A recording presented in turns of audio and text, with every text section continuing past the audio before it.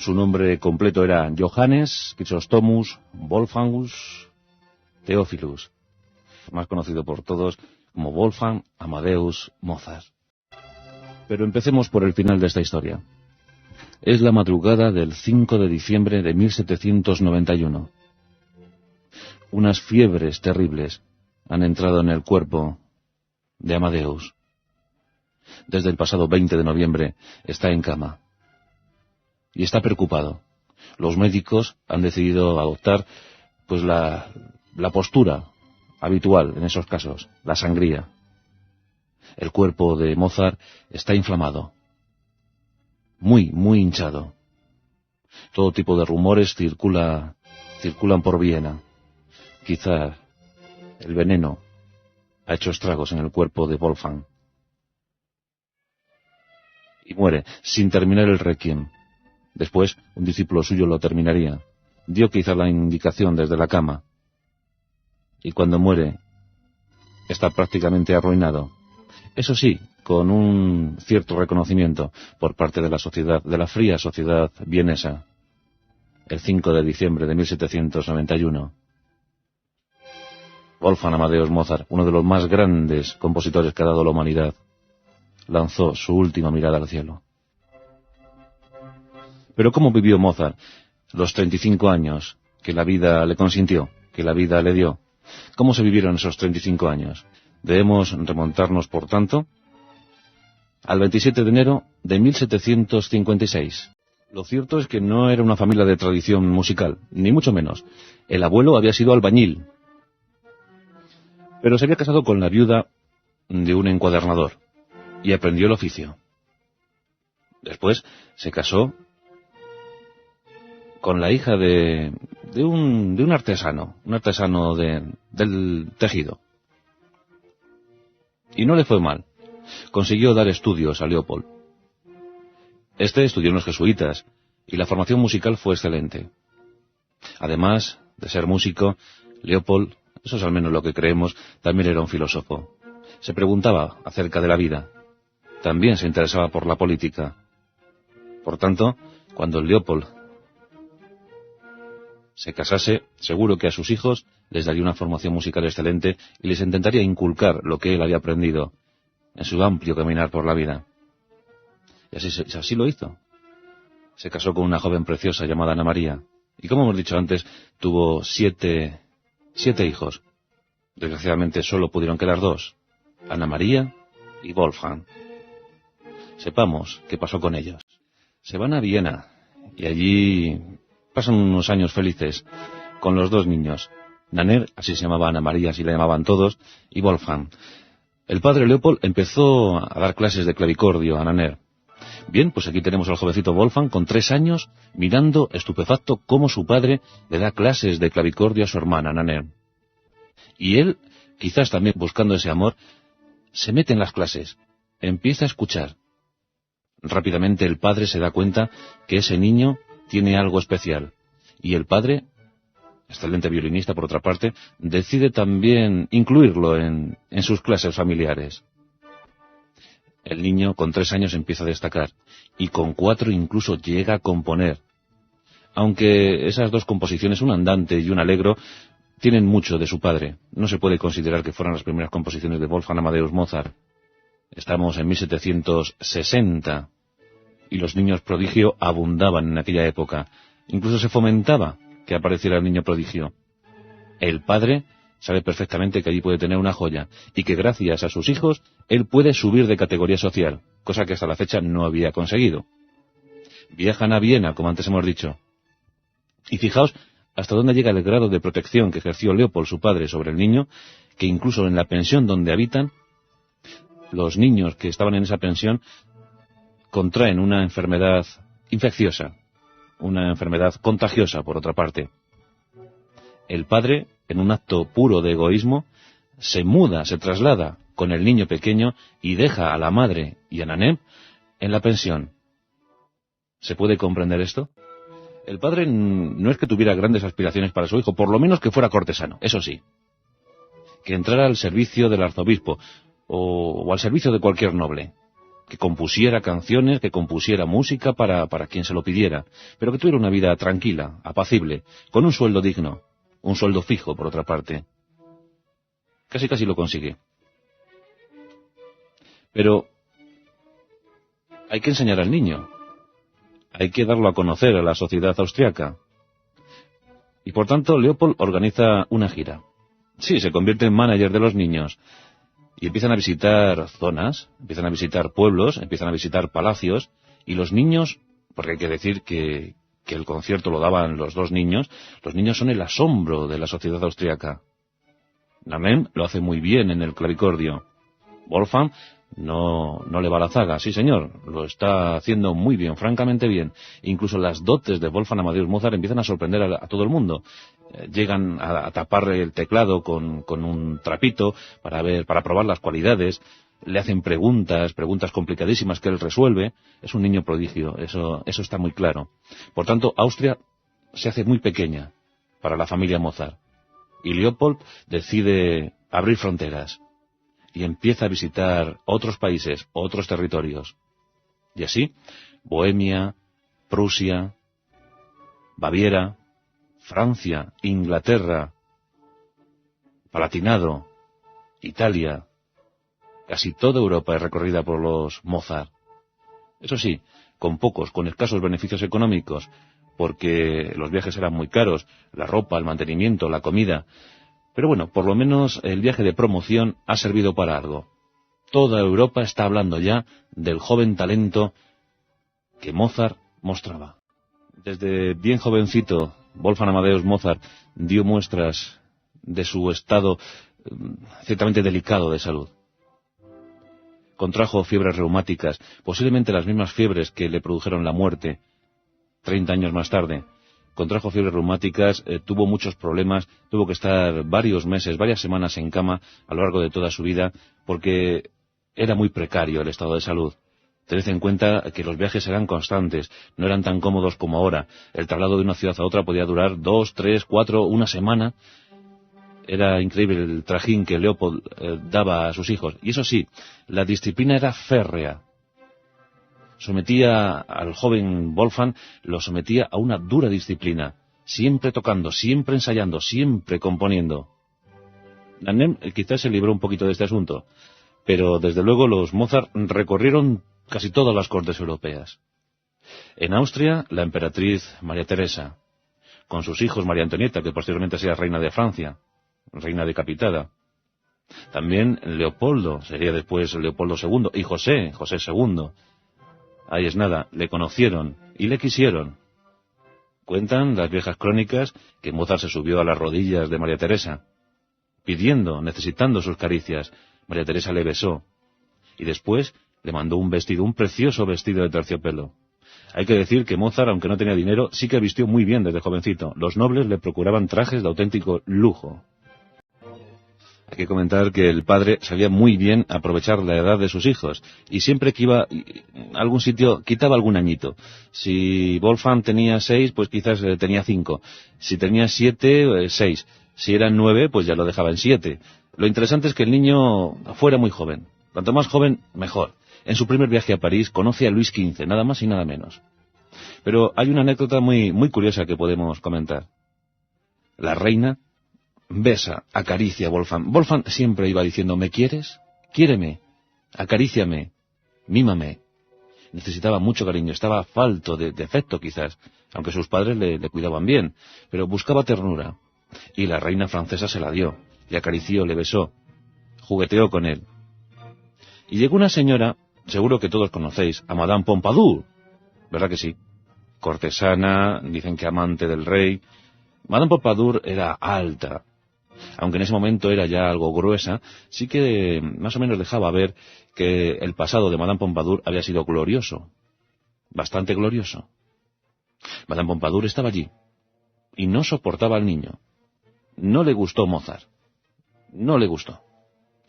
Mozart se la quedó mirando y dijo, ¿cómo es que esta señora no me acaricia, no me mima, no me quiere? ¿La reina sí puede hacerlo y ella no? Hubo un rey al que algunos llamaron loco, incluso el cine ha llamado loco, los médicos de la época también. Habéis visto seguro la película La locura del rey Jorge III. Bien, pues este rey era el rey que estaba en Inglaterra, en el Reino Unido en aquellos momentos. En 1764 los Mozart visitan el Reino Unido y Jorge III queda embelesado por la habilidad del jovencito Mozart y le saluda. Eso le gustó a Mozart. Ya tenía ciertos aires de grandeza, ¿verdad? La gira por Europa se puede catalogar de triunfal. Triunfar. Por fin vuelven a su lugar de origen, a Salzburgo, porque allí nació y allí vivió muchos años Mozart. Y en Salzburgo, a los 14 años, consigue un puesto de concertino. No está nada mal, aunque no tiene sueldo, pero por lo menos puede ir aprendiendo y ya goza de la consideración del respetable. El primer sueldo oficial de Mozart llega a los 16 años de edad. Que muchos desconfiaban del talento de Mozart. Cuentan que incluso hubo algún arzobispo que le encerró en una habitación, encerrado bajo llave, para ver si era verdad que era tan buen compositor. Mozart demostró que era eso y mucho más. La ópera que más fama le dio, sin duda alguna, fue El rapto del Serrallo. Yo creo que sí. Fue siempre la que más gustó, la que más se representó. Y además era un contexto alemán dentro de un ambiente turco. Aquí también tenemos alguna historia española. Tenemos a Belmonte y a Pedrillo, que tienen sus aventuras en territorios turcos. El sultán cree que Belmonte es su hijo perdido, aunque luego eso no queda muy claro. Bueno, son historias fascinantes las que nos propone Wolfgang Amadeus Mozart en sus óperas. Yo siempre he disfrutado muchísimo con esas óperas. Quizás mi favorita sea Don Giovanni, o La flauta mágica, o Las bodas de Fígaro. No sé, todas están muy bien. Y sufrió muchas injusticias, es cierto. Antes os hemos hablado de los hijos de la emperatriz de Austria, María Teresa, una emperatriz que murió, por cierto, en el año 1780. Leopoldo, el que a la postre sería Leopoldo II, heredando el trono que dejó su fallecido hermano, José II. Sin duda, Leopoldo tuvo que heredar una situación muy, muy ruinosa. Pero Leopoldo II, cuando estaba en Italia, quiso contratar a Wolfgang Amadeus Mozart.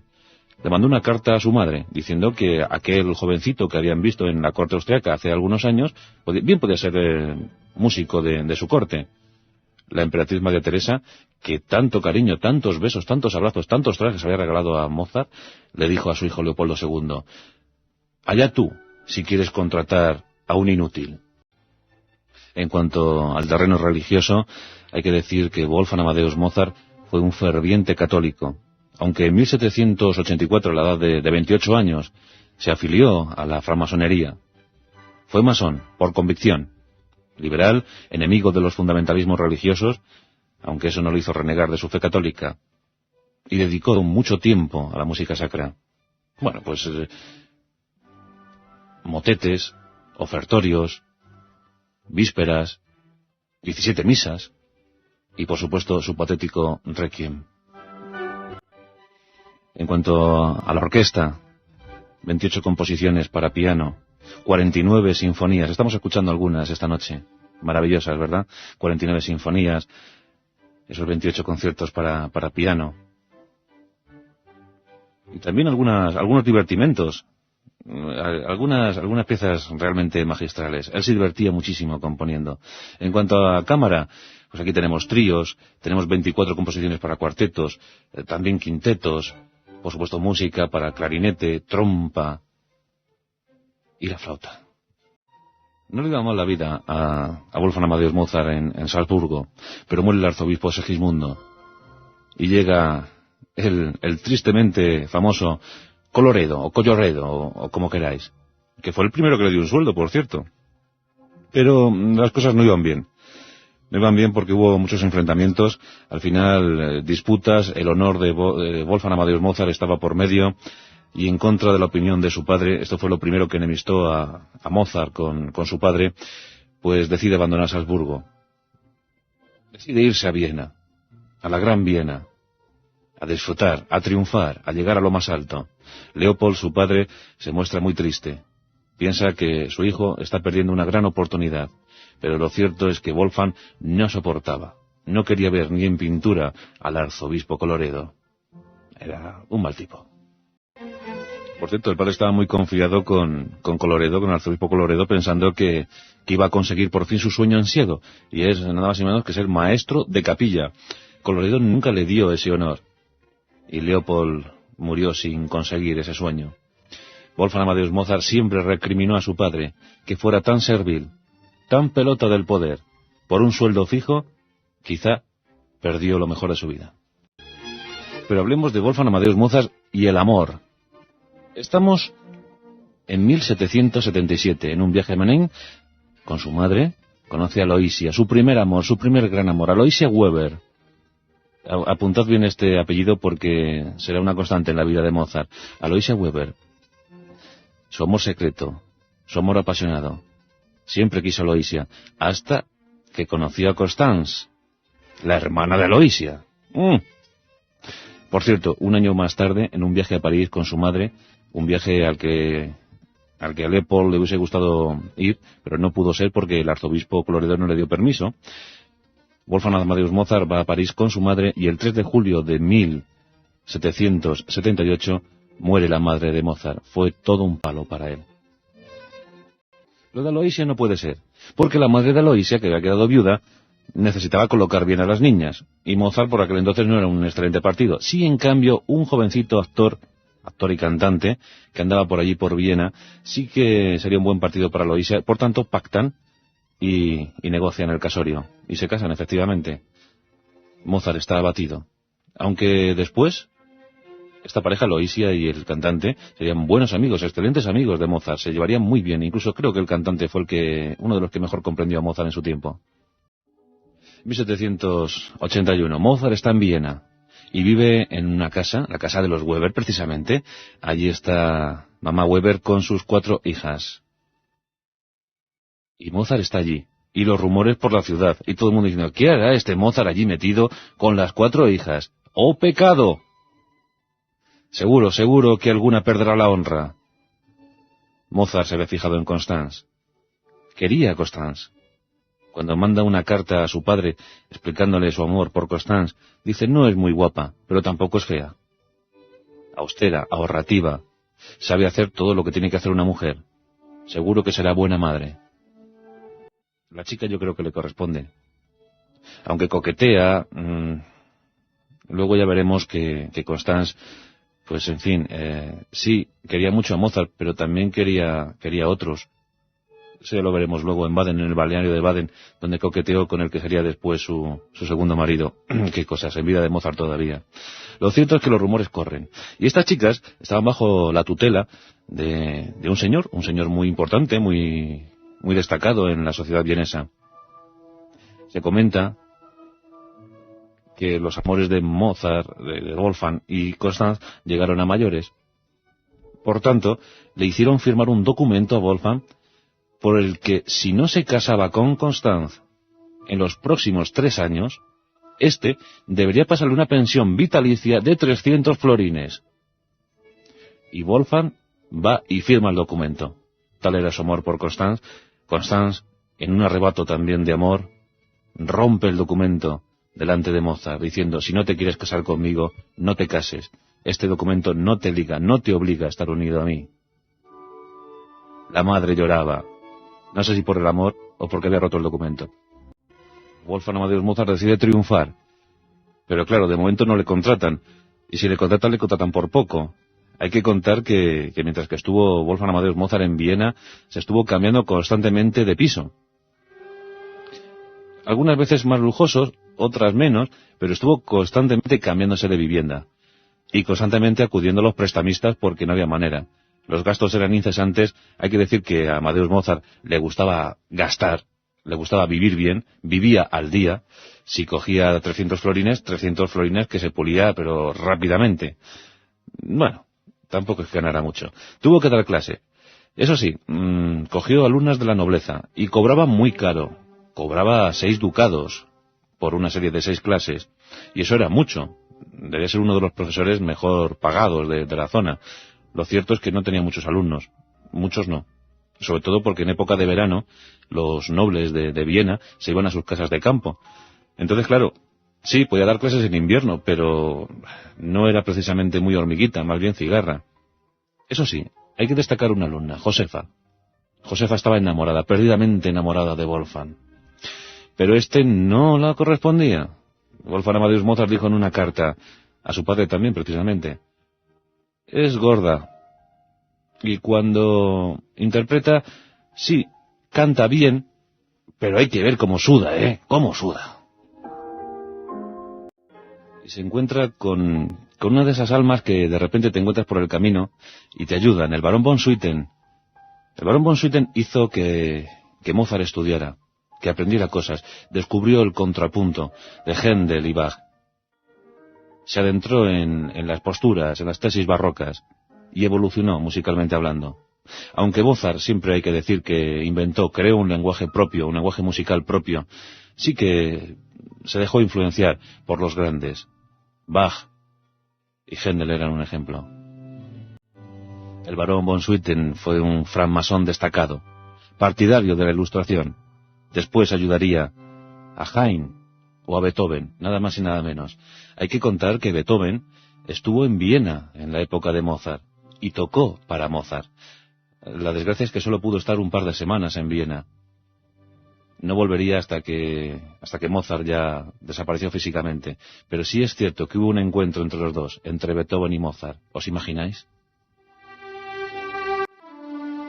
El año 81 ha sido muy intenso, pero el 82 no lo va a ser menos, porque llega el Rapto del Serrallo, la gran obra, bueno, por lo menos la más conocida, la más interpretada, la que se llevó con más frecuencia a los teatros en vida de Mozart.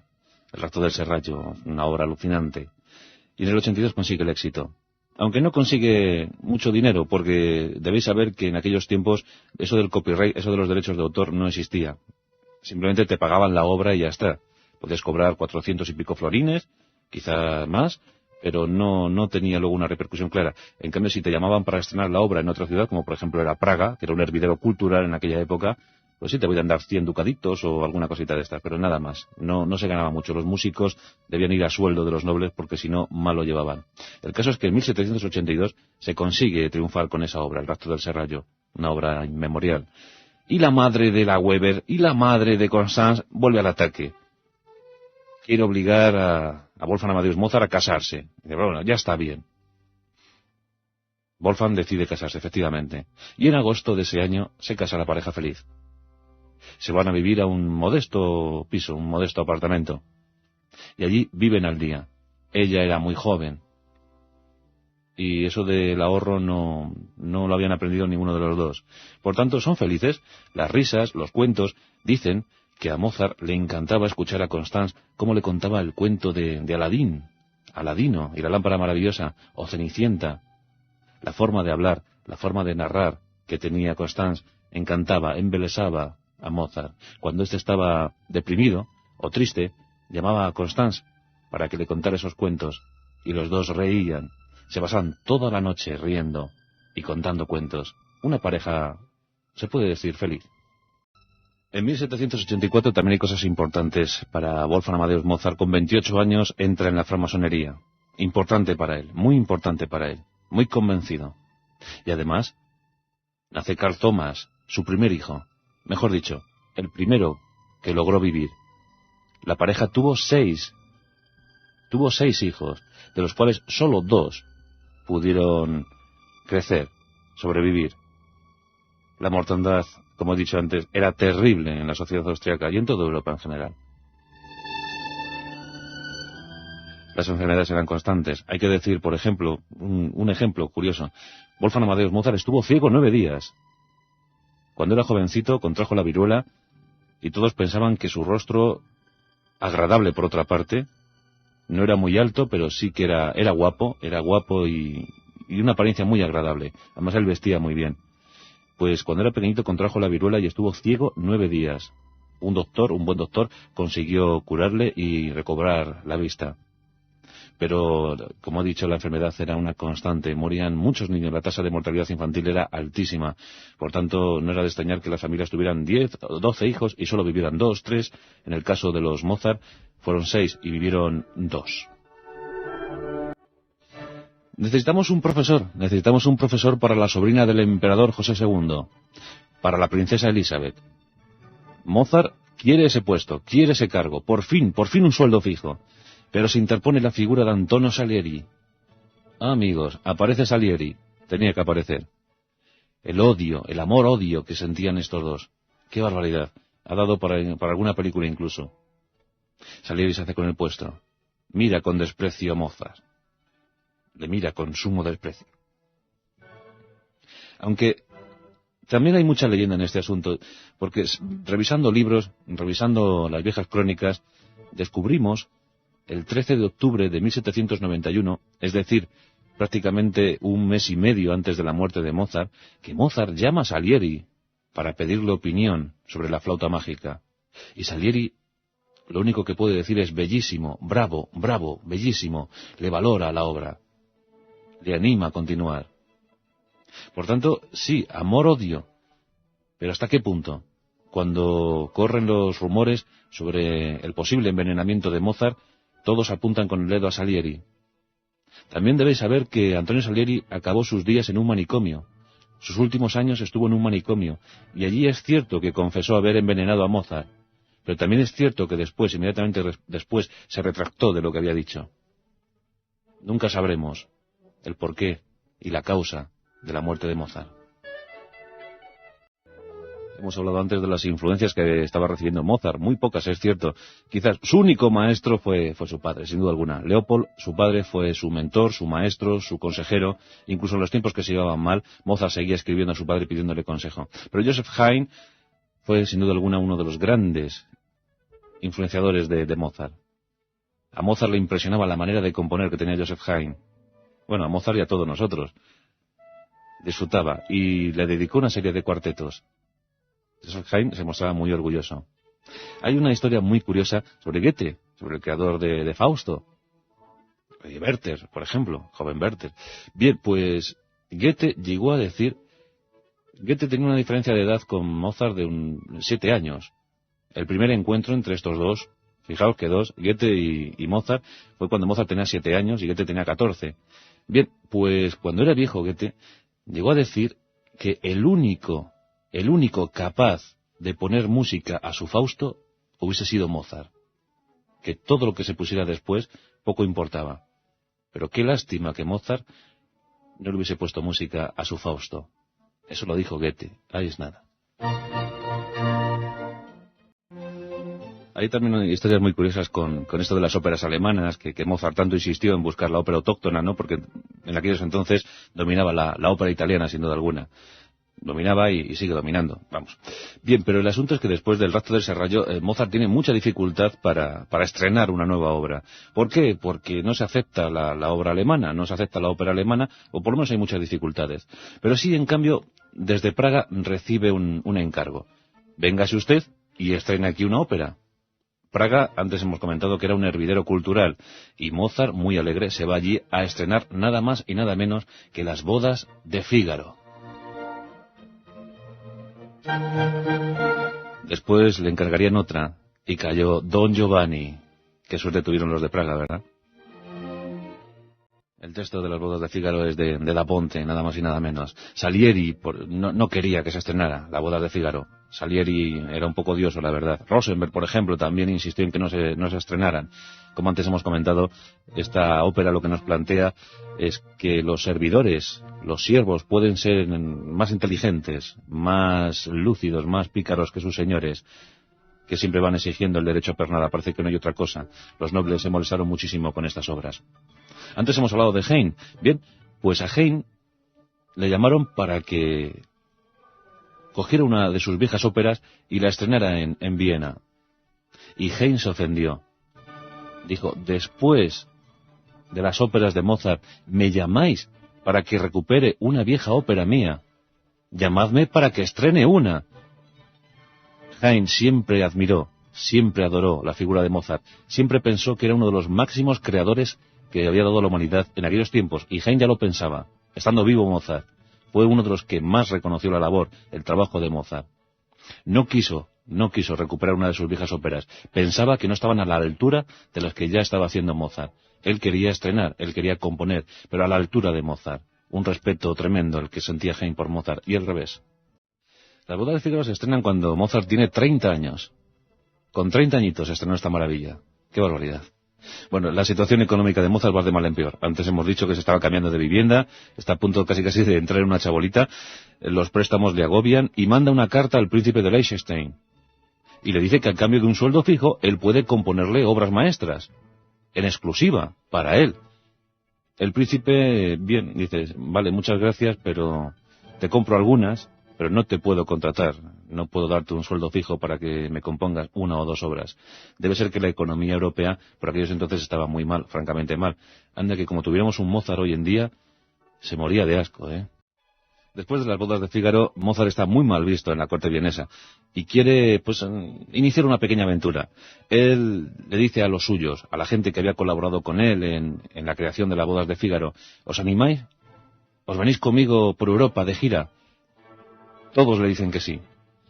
Y él tiene un pequeño remordimiento. Cuando está a punto de organizar el viaje, piensa en Constance, en su Constance, y en sus niños, sus dos niños.